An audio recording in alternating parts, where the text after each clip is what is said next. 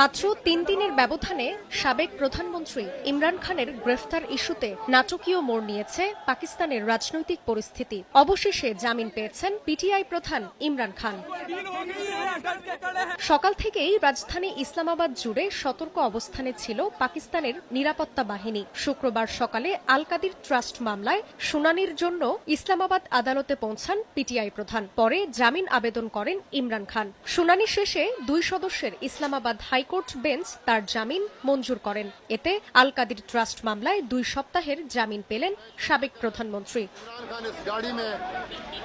ইমরান খানকে মুক্তি দিতে সুপ্রিম কোর্টের নির্দেশের পরপরই ইসলামাবাদে এক জনসভার ডাক দিয়েছে পাকিস্তান তেহরিক-ই-ইনসাফ পিটিআই। 44 ধারা উপেক্ষা করে সকাল থেকেই সেখানে জড়ো হতে শুরু করেছেন পিটিআই সমর্থকরা। তবে আদালত ইমরান খানকে মুক্তি দিলে আবারও গ্রেফতারের হুমকি দিয়েছেন দেশ